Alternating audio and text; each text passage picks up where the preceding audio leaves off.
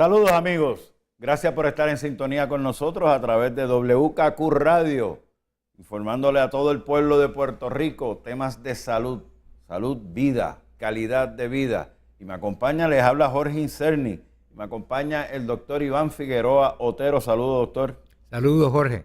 El doctor Norman González Chacón. Saludos, doctor. Saludos, Jorge, y saludos a toda nuestra audiencia, tanto a través de esta emisora radial tan poderosa como de TIVA TV. Muchas gracias, doctor. Saludos al doctor Norman González, hijo.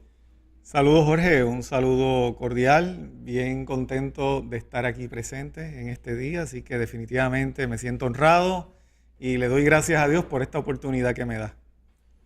Muchas gracias a todos por estar en nuestro panel. Hoy yo quisiera traerle el siguiente tema. La preocupación es lo siguiente, lo voy a establecer.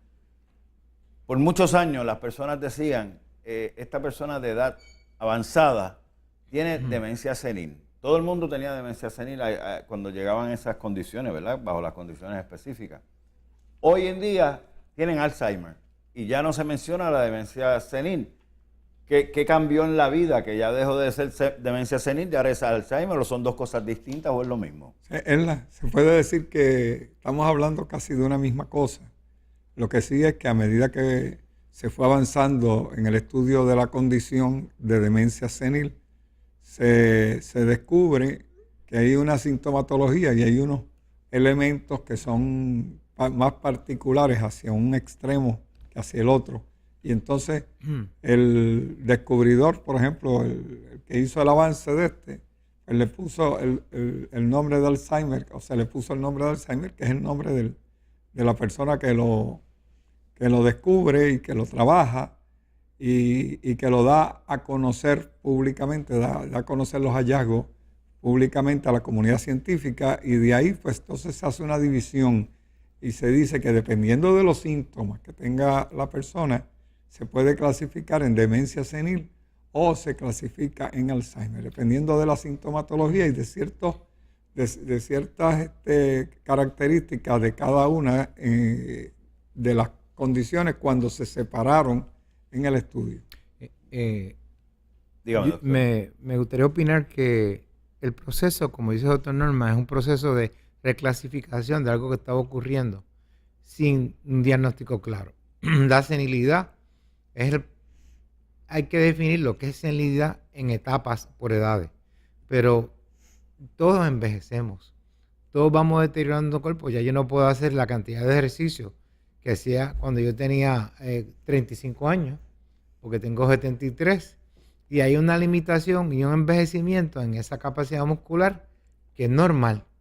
Y yo creo que a través de los años la senilidad fue parte del proceso del envejecimiento normal, pero luego se fue deteriorando el estado de senilidad a través de los estilos de vida de las personas y empezaron a notar un deterioro más progresivo en la senilidad o el envejecimiento de los seres humanos después de los 70, 60 años. De ahí aparece entonces la necesidad de clasificar el proceso, y al encontrar y dividir ese grupo de personas encontraron que habían varias graduaciones de senilidad, y eso empezamos a hablar de lo que el doctor Norman dice, a clasificarlo en demencia senil, a clasificarlo en senilidad aterosclerótica, a clasificarlo en Alzheimer. Lo que hemos hecho es ver que había un grado diferente de condiciones. Ahora, lo que ha pasado es que ha ido empeorando la frecuencia de aquellas que no se veían antes, deterioros rápidos mentales. Entonces, eso es lo que está ocurriendo. La pregunta, ¿es real eso? ¿Existe esa condición o es una clasificación creada por el DSM, que es la demencia senil en una persona que está tomando fármacos en excesos o tiene polifarmacia? ¿Cuántos de esos síntomas que llamamos de demencia, doctor, son debido a los fármacos? ¿Cuántas de esas sustancias son por toxicidades que están recibiendo en productos no sanos, en suplementos, en boost, en leches, le llaman leches, suplementos proteicos? Entonces tenemos un sinnúmero de condiciones que es difícil ver cuál es la causa. El doctor Norman quiere enfatizar que esto es un cuadro complejo que está ocurriendo por los estilos de vida, que es lo que vamos a discutir. Yo tengo que decir, mi padre y mi madre en un momento dado los llevé al neurólogo, a una neuróloga, dicho sea de paso. sospechando que mi papá podría tener Alzheimer. Y la neuróloga lo sometió al examen, yo estaba presente, es un examen bien sencillo. Digo, para el que no conoce, ¿verdad? Pero para la neuróloga con sus 4 o 5 preguntas ya tenía la contestación. Resultó y nos dijo que mi padre no lo tenía. Y mi madre, que está acompañándonos, la doctora yo le hago señas y empieza a hacerle las mismas preguntas a mi mamá y dice, usted le está comenzando el Alzheimer. Y mi mamá se insultó y salió de allí corriendo, ¿no? Jamás quiso volver, pero para la sorpresa de nosotros, fuimos por una cosa y salimos con la otra. Doctor Norman, hijo, eso es frecuente, esa confusión. Bueno, lo que pasa es que el Alzheimer es un tipo de demencia y obviamente la más común de todas. Y nosotros, a través de nuestra experiencia, hemos podido ver esa cantidad de factores que pueden influir.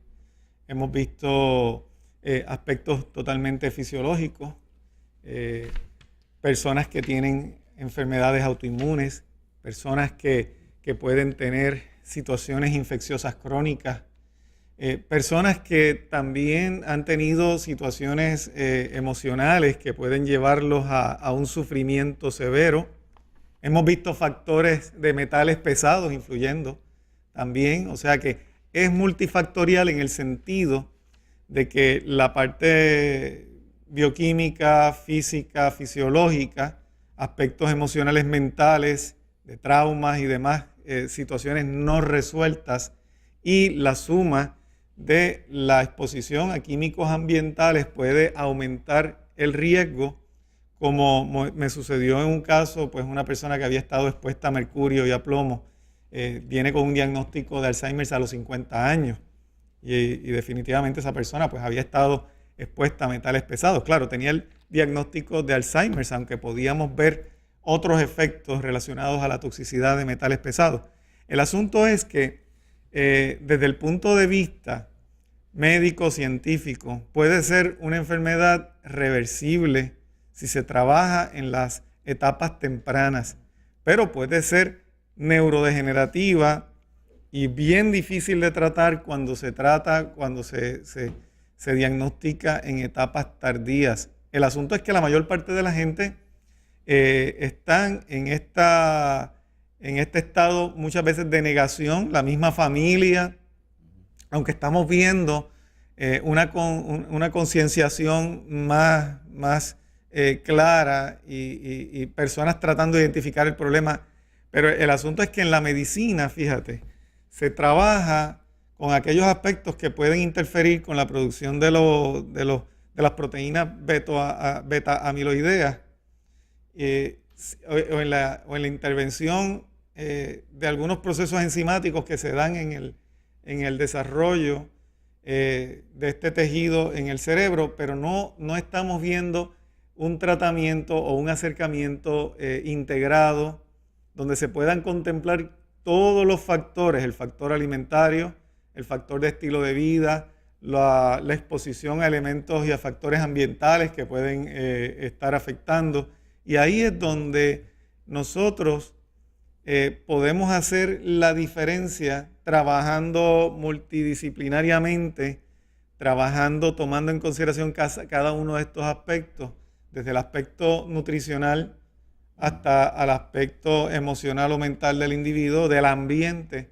Y entonces sí podríamos estar haciendo una diferencia, pero como tenemos un artículo que queremos discutir, precisamente porque hay unas condiciones de salud como la diabetes, la hipertensión, la obesidad, hay unos factores que ya se ha comprobado que pueden aumentar proporcionalmente el riesgo de Alzheimer, y con eso es que tenemos que trabajar desde el punto de vista preventivo. O sea, no es que nos vamos a sentar a esperar tener la condición para entonces ver qué es lo que vamos a hacer. Nosotros tenemos que día a día tomar en nuestras manos la determinación de hacer todo lo que podamos, no solamente por evitar el Alzheimer, sino porque evitando el Alzheimer evitamos la diabetes, y evitando la diabetes evitamos la hipertensión, y evitando la hipertensión evitamos los problemas cardiovasculares. Y ahí es donde nosotros entramos con este aspecto de concienciación para que las personas entiendan que la salud hay que trabajarla todos los días. no es trabajarla cuando nos enfermamos, no es buscarla cuando nos enfermamos, es trabajarla en el día a día precisamente para evitar el Alzheimer y evitar todas estas otras condiciones que pueden ser degenerativas en un momento y que pueden llegar a ser catastróficas. Y ese entonces es el momento cuando mucha gente entonces van a buscar ayuda al profesional de la salud. Es bien importante esto que acaba de decir el doctor Norman González, estén pendientes porque ahorita vamos a dar los porcientos, yo los tengo aquí, son increíbles la manera que estas condiciones pueden afectar y provocar un Alzheimer. Es increíble, estén bien pendientes. Doctor Norman González. Y hay un detalle bien importante que según él va hablando, yo estoy haciendo mi resumen mental de lo que él está tocando. Y hay unos detallitos que tenemos que tener en cuenta, que es que hay mucha gente, pero mucha gente, y eso lo podemos comprobar yendo al sector de medicinas que son sin receta en la farmacia, lo que se llama el OTC. Y ahí vamos a ver muchas personas mayores escogiendo aspirinas, escogiendo medicamentos, escogiendo muchísimas cosas que se utilizan para generalmente aliviar dolores que van a ir dañando poco a poco esas neuronas del cerebro, que son las que se afectan, y que junto con los medicamentos para la hipertensión y los medicamentos para la diabetes constituyen el grave, lo que podemos decir, la grave recarga al cerebro de todas esas personas, que muchos de ellos pueden tener un gen que se llama APOE4, que es un gen que tienen algunas personas y que los hace más propensos. Eso no quiere decir que los va a hacer obligatoriamente tenerlos, porque si una persona con ese gen se cuida, pues no va a sufrir el Alzheimer, ni va a sufrir el Parkinson, ni va a sufrir la demencia senil tan fácilmente. Pero sí tenemos que tener en cuenta que esos factores que predisponen a las personas a sufrir esta condición pueden o no estar presentes y no son determinantes cuando se hace un cambio en el estilo de vida y se vive de una forma en que no se necesite consumir ese tipo de medicamentos para no sufrir diabetes, para no sufrir hipertensión. Y si se evita también el tabaco, porque el tabaquismo está mencionado, los 3 factores son diabetes, hipertensión y tabaquismo. Pero el tabaquismo lo escoges tú, igual que escoges la forma de comer. Pero claro, el que fuma o usa tabaco, pues obviamente ya sabe que está incurriendo en una conducta de riesgo, de alto riesgo, que va a tener consecuencias, ya sea en los pulmones, ya sea en el sistema, ya sea en el cerebro, donde sea, va a tener consecuencias. Pero las personas, por ejemplo, que viven una vida... ¿Y qué me dices del alcoholismo? El alcoholismo también. Otro aspecto. Bien. Sí. Y sí, hay que tenerlo en cuenta, porque es bien importante. Porque son detalles. El alcohol también, el alcohol degenera las células, las neuronas del cerebro. Así que el estudio se queda corto, ¿verdad? Se queda corto en ese aspecto porque no está mencionando el alcoholismo, pero sí está mencionando estas 3 que son casi generalizadas, porque fíjate que la mayor parte de la gente que acuden en busca de servicios o tienen la presión alta o tienen diabetes. Y de hecho, las que vienen a nuestras oficinas vienen a veces con las 3 condiciones. Es interesante que el público, audiencia, debe entender que no estamos hablando de que los factores de predisposición son la causa del Alzheimer. Lo que estamos hablando es que es estudiado antes de desarrollar el cuadro de demencia y de Alzheimer, que sabemos que están en estas personas antes de llegar a ese momento. Y eso es lo que debemos entender. Diabetes, hipertensión, problemas cardiovasculares, el uso de alcohol, estilos de vida inapropiados, ya sabemos que aumentan el riesgo, dijo el doctor Norman, parecido a la tendencia genética. O sea, es parecido, es tan influencial como una desviación del gene que se asocia con la enfermedad. Yo creo que eso es bien importante. Ahora, debemos recordar que lo más importante es cambiar el estilo de vida antes de llegar a estas predisposiciones. O sea, lo que tenemos que ver que la causa del Alzheimer, que todavía no se sabe, puede ser multifactorial, pueden ser muchos factores llegando a ese proceso y no sea más que uno, pero la medicina moderna quiere siempre encontrar el factor importante. Y esto fue un estudio, fíjate, esto es un estudio que fue realizado en la Universidad de Johns Hopkins.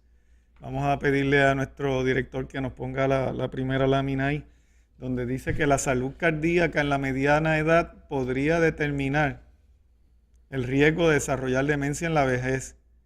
Y dice ahí en el segundo párrafo que las personas de mediana edad que fuman, tienen diabetes o hipertensión son más propensas a tener demencia a medida que envejecen, según apuntó la investigadora líder, la doctora Rebecca Gottsman. Y esto fue publicado en Medline Plus, las conductas en la medicina. O sea, que después que ya la mediana edad pueden afectar el riesgo de la demencia. Después que tienes diabetes o tienes hipertensión o estás en una conducta de riesgo de tabaco o alcohol, ya tú eres un candidato a sufrir de Alzheimer y puede estar ligado precisamente a la genética, a los factores genéticos o a los factores ambientales. Fíjate que el factor genético en la próxima lámina, señor director, dice ahí que todos los factores de riesgo se asociaron con un mayor riesgo de demencia en general en este estudio.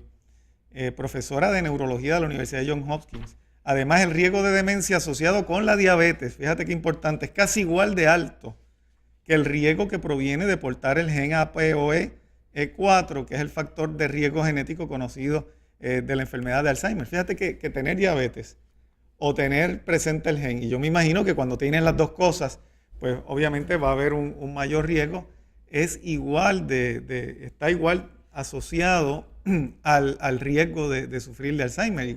Y yo me sorprendo con la cantidad tan alta de personas y pacientes que estamos viendo. Yo creo que 4 de cada 5 personas, Jorge, que vemos en el instituto y vienen a buscar ayuda son pacientes ya diagnosticados con diabetes. O sea, la diabetes en este país se ha convertido prácticamente casi en parte de la vida o del estilo de vida de la mayor parte de la gente, y es porque está relacionado al estilo de vida precisamente. Sí, como o sea consecuencia que el estilo de vida y la diabetes están mano a mano como parte del estilo de vida o el estilo de salud, o que lleva a los problemas de salud en el ser humano. O sea que estamos hablando de algo que definitivamente es contundente, es alarmante y es sumamente preocupante.